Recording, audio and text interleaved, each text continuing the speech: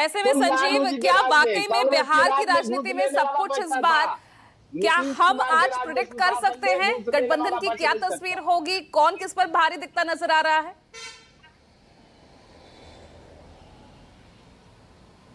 Hello, देखिए, बिहार में जो राजनीति है पूजा, उसमें समस्या इस बात की है कि पूरी बहस व्यक्तियों पर हो रही है।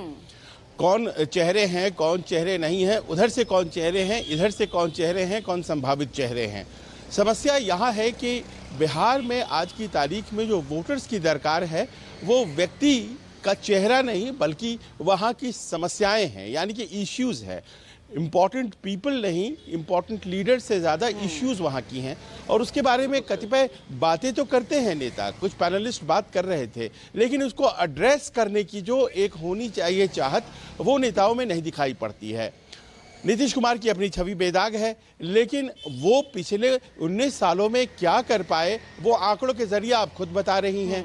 ये दिल मांगे मोर, ये तो समझ में बात आती है कि हर बार हमें ही मुख्यमंत्री बना दो, लेकिन समस्या ये है कि बिहार में इस बार इस बात का भी आकलन होगा कि किसने किया क्या है।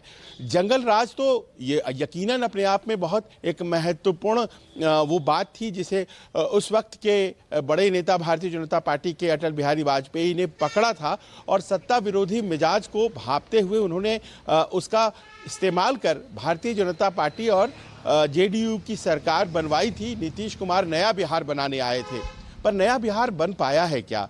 और ये जो पलायन की बातें होती हैं, ये जो विकास की बातें होती हैं, ये चुनावी ही क्यों रहें? मैं पा रहा हूँ कि जिस तरह से नए लोग बिहार की राजनीति में आ रहे हैं, नए चेहरे पैदा हुए हैं और उनके आसपास उनकी जाति के लोग जमा हो रहे हैं। जातीय गोलबंदी कौन कर लेता है, एक ये अपने आप में सबसे महत्वपूर्ण बात होने जा रही है। देखिए, राष्ट्रीय जनता दल MOI समीकरण से आगे बढ़ पाता है क्या, ये बहुत बड़ा प्रश्न होने जा रहा है। और शायद यही वजह है कि देखिए, वो बची हुई जो 6 सीटें हैं, उन 6 सीटों को किस तरह से भरा जाए, इस पर आज मंथन होगा, कैसे कैबिनेट को बढ़ाया जाए। लेकिन सबसे बड़ी बात यह आखिर में पूजा कि अपने आप में ये एक ऐसे सवाल के तौर पर सामने आता है कि अगर कोई पार्टी ज्यादा सीटों पर आती है चुन करके, तो वो कैसे अपने से कम वाले को मुख्यमंत्री चुने। ये पिछली दफा बिहार में हो गया, लेकिन महाराष्ट्र में तो नहीं हो पाया ना, और इस बार भी बिहार में हो पाएगा क्या, ये अपने आप में एक ऐसा प्रश्न है जो कि आज की तारीख में जनता दल यूनाइटेड नहीं, आरजेडी और बाकी तमाम लोगों के दिमाग में ये बात है। और अगर ऐसा नहीं है तो क्या कोई चाल खेला जा रहा है, क्या चेहरा सामने रख करके चुनाव लड़ लिया जाएगा, ये आशंकाएं हैं। अब पिछले दिनों की बात कर लीजिए आप, कुर्मी सम्मेलन करवाया भारतीय जनता पार्टी ने। आप सोचिए, कुर्मी मुख्यमंत्री हैं वहां पर, जिनके सहयोग में खड़ी है भारतीय जनता पार्टी, उन्हें मुख्यमंत्री बना रखा है इतने सालों से, फिर अपना कुर्मी सम्मेलन करने का मतलब यह है कि वो उन वोट बैंक्स में घुसना चाहती है जो अभी तक नीतीश कुमार के सहयोगी थे। लव कुश में कुशवाहा जाति आती है, उन्होंने उप मुख्यमंत्री सम्राट चौधरी को बना रखा है कुशवाहा। आप ये समझिए कि वो उस वोट बैंक में घुस रहे हैं। ये ब्राह्मण बनिया पार्टी नहीं है बीजेपी, अब आज की तारीख में वो समाज के सभी वर्गों में है, ये संदेश देने की कोशिश की जा रही है।